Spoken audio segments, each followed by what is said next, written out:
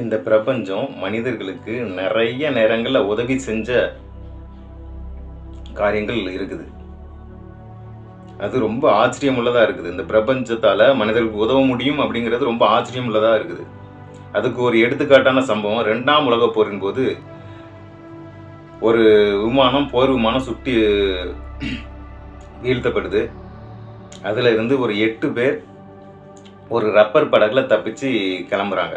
8 பேருக்கு அடங்குற மாதிரியான ஒரு சின்ன படகுல அவங்க இருக்கிறாங்க. அப்படியே அந்த படகுலே இருக்கிறாங்க. கடல்ல அந்த படகு போகுது. எங்க பார்த்தாலும் தண்ணீர் சூழ்ந்த இடமாவே இருக்குது. சுத்தி உதவுவதற்கு யாருமே இல்லை. அவங்க யாராவது உதவுவதற்கு விமானங்கள்ல வராங்களா, இல்லை கப்பல்கள் எதுவும் வருமா அப்படின்னு சொல்லி எதிர்பார்க்குறாங்க, வரல. அப்படி ஒரு 8 நாட்கள் போகுது. அந்த 8 நாள்லையும் அவங்ககிட்ட கொஞ்சம் ஆரஞ்சு பழங்கள் மட்டும்தான் இருந்துச்சு. ஒரு 4 ஆரஞ்சு பழங்கள் தான் இருந்துச்சு. அந்த ஆரஞ்சு பழங்களையும் அந்த 8 பேருமே பகிர்ந்து சாப்பிட்ருக்குறாங்க. அவங்களுக்கு கடுமையான தாகம் இருக்குது. கடலில் போகிறாங்க. கடல் தண்ணியை குடிக்க முடியல தொடர்ந்து அவங்களால. சாப்பிட்றதுக்கு எந்த சாப்பாடுமே இல்லை.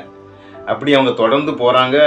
அவங்களால இன்னும் தாக்கு பிடிக்க முடியுமா அப்படிங்கிற அந்த எண்ணம், அப்படி நம்பிக்கையெல்லாம் அவங்க நிறைய பேர்கிட்ட குறைஞ்சி போகுது. அப்படி ஒரு ரொம்ப பயங்கரமான சூழ்நிலை இருக்கும்போது கேப்டனாக இருந்த ஒருவர் ரிக்கன் பேக்கர் அப்படிங்கிறவர், நம்புங்க, இந்த பிரபஞ்சத்தால் நம்மளை காப்பாற்ற முடியும் அப்படின்னு சொல்லி அவர் சொல்லுதாரு. நம்பிக்கை கொடுக்காரு, எல்லாத்துக்கும் நம்பிக்கை கொடுக்காரு. நீங்கள் உங்கள் நம்பிக்கையை விட்டுட்டீங்கன்னா சீக்கிரமே உங்களால் இறந்து போக முடியும். உங்கள் நம்பிக்கையை வச்சுக்கோங்க, இந்த பிரபஞ்சத்தால் நம்மளை காப்பாற்ற முடியும் அப்படின்னு சொல்லி அவர் அங்கே இருக்கிற மற்ற 7 பேருக்கும் நம்பிக்கையை கொடுக்குறாரு. அப்படின்னு நான் எப்படி நம்பிக்கை கொடுத்தாலும் அவங்களால தாக்கு பிடிக்க முடியலை. உண்மையிலே அவர்கள் கடுமையான பசியில் இருக்கிறாங்க. அவங்க உதடு, அவங்க கை, கால்கள் எல்லாமே அந்த வெயிலின் தாக்கத்தால் ரொம்ப சேதமடைஞ்சிருக்குது. அவங்க ரொம்ப தாகமாக இருக்கிறாங்க, பசியாக இருக்கிறாங்க. இப்போ இவர் சொல்லுற அந்த நம்பிக்கையும் அவர்களுக்கு நம்பிக்கை தரல. இருந்தாலும் இவர் மட்டும் ஒரு நல்ல நம்பிக்கையோடு இருக்கார். இந்த பிரபஞ்சத்தால் நமக்கு கண்டிப்பாக உதவ முடியும் அப்படிங்கிற ஒரு நம்பிக்கை, ஒரு வலிமையான நம்பிக்கை த ரிக்கன் பேக்கர் அப்படிங்கிற அவர்கிட்ட இருக்குது. அப்படி அந்த 8வது நாளில் கடந்துக்கிட்டு இருக்கு. அவங்ககிட்ட 2 தூண்டில் இருக்குது. அந்த 2 தூண்டில் இருந்தாலுமே அந்த தூண்டிலில் கொறுத்து போடுவதற்கு ஒரு புழுவோ அந்த வேற எந்த உணவுகளோ கூட இல்லை. அதனால் அவங்களால மீனை கூட அந்த கடல்லேருந்து பிடிச்சி சாப்பிட முடியலை. அப்படி ஒரு கொடூரமான சூழ்நிலையில் அவங்க பயணம் பண்ணிக்கிட்டே இருக்காங்க. ஒரு 8வது நாளில் அந்த ரிக்கன் பேக்கர் அவருடைய நம்பிக்கை, அந்த பிரபஞ்சம் உதவுவது போல ஒரு காரியம் நடக்குது. என்னன்னா, ஒரு பறவை, ஒரு கடல் பறவை எங்கேருந்தோ பறந்து அவர் தலைக்கு மேலே இருக்குது. அப்படி தலைக்கு மேலே இருக்கிறத இவர் அப்படி பிடிச்சிருந்தாரு. பிடிச்சி அந்த பறவையை அவங்க கறி வச்சு சாப்பிட்றாங்க. ஒரு எலும்பை கூட விடாமல் கறி வச்சு சாப்பிட்டுட்டு அதில் இருந்த மீதம் இருந்த பகுதியான அந்த குடல்கள் அதை அந்த தூண்டில பொறுத்து மீன் பிடிக்க பயன்படுத்துகிறாங்க. அதில் ஒரு சில மீன்களையும் பிடிக்கிறாங்க. அவங்களுக்கு அப்போதைக்கு தேவையான உணவு கிடைக்குது. அப்படி போகுது. ஒரு நல்ல மழையும் அதை தொடர்ந்து பெய்யுது. பொதுவாக கடலில் அதே மாதிரி ஒரு படகுல இருக்கும்போது மழை பெய்கிறது ரொம்ப சங்கடமான விஷயமா இருக்கும். ஏன்னா குளிர்லையும் பாதிப்புலையும் இருக்க வேண்டியது இருக்கும். ஆனால் இப்போ மழை பெஞ்சது அவங்க ரொம்ப சந்தோஷப்படுறாங்க. ஏன்னா அவங்களுக்கு குடிக்கிறதுக்கு தண்ணியே இல்லாமல் இருக்குது. இந்த நேரத்தில் மழை பெஞ்ச உடனே அதை ரொம்ப சந்தோஷப்பட்டு எவ்வளவு தண்ணீரை சேகரிக்க முடியுமோ அவ்வளோ தண்ணீரை சேகரித்து வைக்கிறாங்க. போதுமான அளவு தண்ணீரை குடிக்கிறாங்க. அப்படி போகுது. அப்படி இன்னொரு 7 நாளும் போகுது. ஏறத்தாழ 2 வாரங்கள் கழியுது. அந்த 2 வாரங்கள் கழிஞ்ச நிலையில் அவங்கக்கிட்ட இன்னும் அவங்க பசியில் இருக்கிறாங்க. அவங்ககிட்ட இருக்கிற உணவுலாம் தீருது. அவங்களால இன்னும் அதை சமாளிக்க முடியாத சூழ்நிலையில் இருக்கிறாங்க. தொடர்ந்து பசியால் இருக்கிறாங்க. இந்த நிலைமையில் அந்த படகுலேருந்து ஒருவர் இறந்து வேற விடுறாரு. அந்த சூழ்நிலையை தாக்கு பிடிக்க முடியாமல் இறந்து விடுறாங்க. நிறைய பேருக்கு காய்ச்சல் இருக்கிற மாதிரி, ஜன்னி காய்ச்சல் இருக்கிற மாதிரியான ஒரு தெரியுது. எல்லாருக்குமே ஃபீலிங் ஆகுறாங்க, நமக்கு ஜன்னி காய்ச்சல் இருக்குமோ அப்படிங்கிற அந்த அளவுக்கு அவங்க ஒரு கொடூரமான சூழ்நிலையில் இருக்காங்க. ஒரு பட்டினியோடு இருக்காங்க. பிழைக்கிறதுக்கு வாய்ப்பே இல்லாத ஒரு சூழ்நிலையில் இருக்காங்க. ஆனாலும் இந்த சூழ்நிலையிலையும் அந்த ரிக்கன் பேக்கர் அப்படிங்கிற அவர் தன்னுடைய நம்பிக்கையை விடாமல் இருக்கிறார். கண்டிப்பாக இந்த பிரபஞ்சத்தால் நமக்கு உதவ முடியுங்கிற அந்த நம்பிக்கை அவருக்கு ஒரு வலுவான ஒரு காரியமாக இருக்குது. அவர் நம்பிக்கையோடு இருக்கிறாரு. அப்படி இன்னொரு 7 நாட்கள், 21 நாட்கள் ஆகுது. 21 நாட்கள் ஆகுது. அவங்க இறத்தல எல்லாருமே இறந்த மாதிரி தான் அந்த படகுல இருக்கிறாங்க.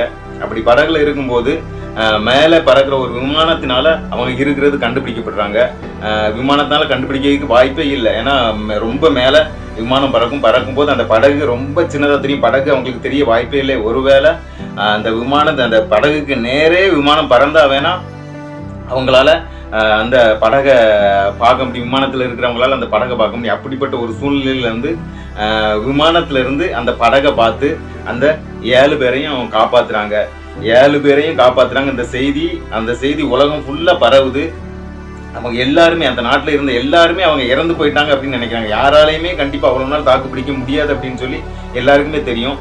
ஆனா இந்த பிரபஞ்சம் அவர்களை காப்பாத்துனது அப்படின்னு சொல்லி இந்த 7 பேருமே துணிஞ்சு சொன்னாங்க. இந்த பிரபஞ்சம் தான் எங்களை காப்பாத்துச்சு, இந்த இடத்துல நாங்க பிழைக்கிறதுக்கு வழியே இல்லாம இருந்துச்சு, ஆனா இந்த பிரபஞ்சம் எங்களை விடலை, எங்களை காப்பாத்துச்சு அப்படின்னு சொல்லி சொன்னாங்க. இந்த பிரபஞ்சத்தால மக்களுக்கு, மனிதர்களுக்கு உதவி செய்ய முடியும் அப்படிங்கிற ஒரு ஆச்சரியமான உண்மையை திருக்குறள்ல நிறைய இடங்கள்ல திருவள்ளுவர் சொல்லுதாரு.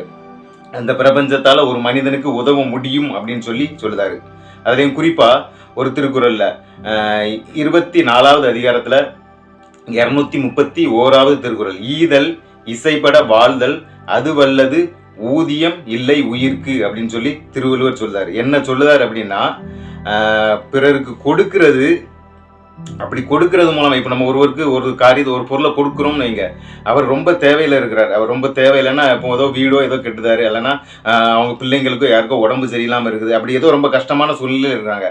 அவங்க கிட்ட தன் பிள்ளைகளுக்கோ அல்ல தன் காரியத்தை செய்யறதுக்கோ ஒண்ணுமே இல்லை. அது இல்லைன்னா அவங்க அந்த குடும்பமே ஒருவேளை இல்லாம போயிடும். அப்படி ஒரு பொருள் தேவையில இருக்கிறாங்க. அந்த ஒரு தங்கள் குழந்தைகள் உடல்நிலை சரியில்லாமலோ இல்லைன்னா வேற ஏதோ ஒரு பொருள் தேவையில இருக்கிறாங்கன்னு வச்சுக்கோங்க. அந்த நேரத்துல நாம் ஒரு பொருளை அவங்களுக்கு கொடுத்து அவங்க சூழ்நிலையை சரியாக்குற மாதிரி ஒரு பொருளை கொடுத்து அவங்க சூழ்நிலையை சரி செஞ்சுட்டோம் அப்படிங்கும்போது இப்போது அவங்க மனதில் ஒரு சந்தோஷம் வரும். அந்த சந்தோஷத்தை தான் இசைப்பட வாழ்தல் அப்படின்னு சொல்லி திருவள்ளுவர் சொல்றாரு.